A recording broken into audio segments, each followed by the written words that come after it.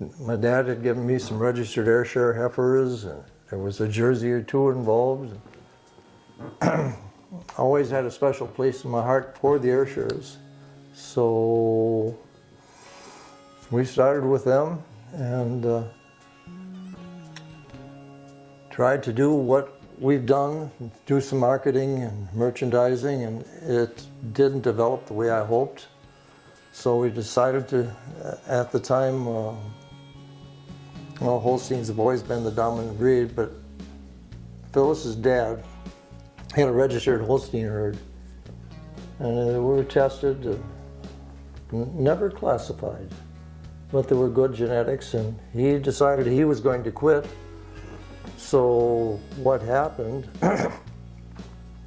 is the unsaleable cow, he sold the herd privately, and the unsaleable cows he sold to Phyllis and I for not a lot of money.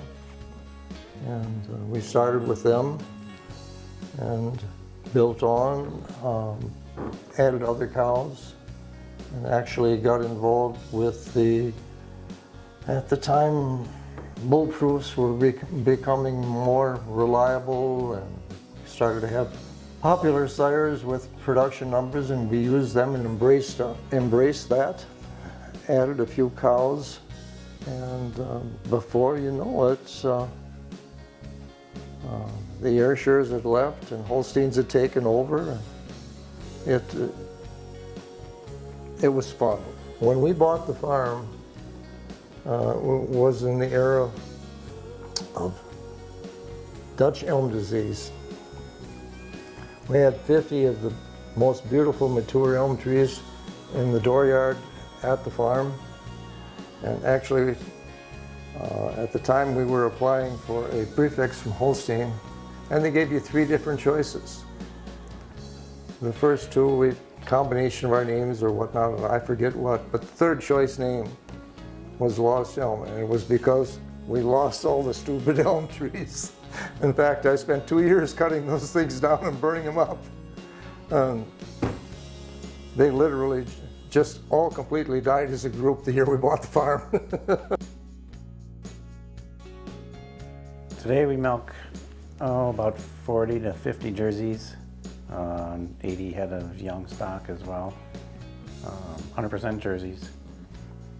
I mean, our main focus, like in the past, is type genetics, pedigree, but we do a fair bit of showing now and focus a lot on type and components as well, and still have to be profitable. The most fun part of this business has been buying and developing the herds. Each one gets to be a unique challenge, and you try to make it a little bit better. And I think we succeeded. Many times people would ask us, what was your favorite breed to work with?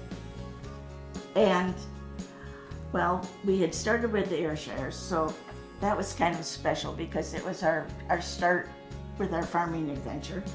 But then we got started when Jody went to Brown Swiss and went to Brown Swiss, and they were fun people to work with. I thought the calves were a little stubborn to drink because I was always the milker and the calf feeder. But Jerry said no. They're just smarter than us. We still, in all the breeds, have a lot of lifelong friends that we've made along the way. And then we went to the, and we had Jody's show cow, Corella Rose, that put us on the map. And then we went to the Jerseys, and Jason's done big things with them. He had the first 96-point cow that he developed on the farm. And so when people ask, what was your favorite breed? And I think back and look at it all, and it's all been a lot of fun, a great way to raise our 3 kids. And it was, I guess people. I can say, yeah, a lot was the people in every breed that, we still remain in contact with and friends with, but each one of the breeds holds a special place in my heart.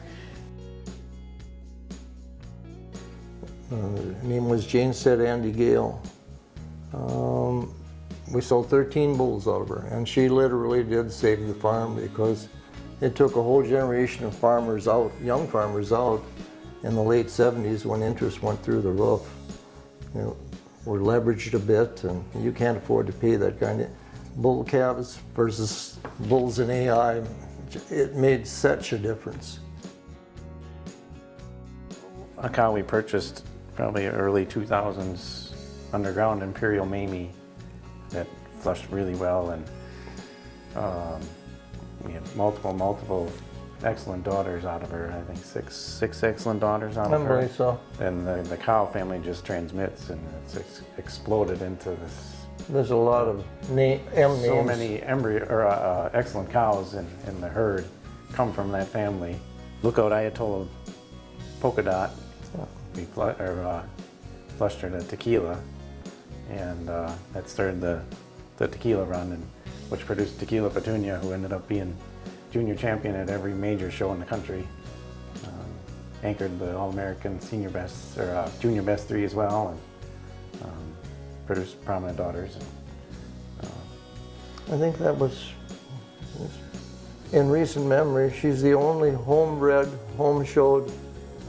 Yeah, 19 years I believe it was, till it took a cow, a homebred heifer, to win every major show in the country. It was quite a feat. Our son Jeff, who was very involved when he was growing up on the farm, he did a lot of showing of cattle through 4-H and at district shows and state shows, and won a lot of awards through FFA. And then he went on to school in Madison and specialized in crops. So he's our crop man to help raise all the feed for the cattle, and then we have a little extra to sell.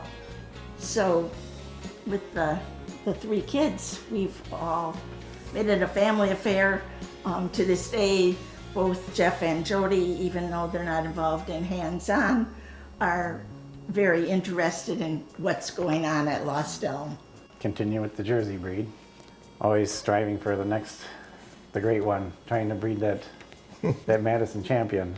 It's always been a goal of mine, and someday I hope to reach it. But just keep breeding excellent cows and building pedigrees, and the future looks bright. You know, it's so special to be included with the likes of the people that have won this before.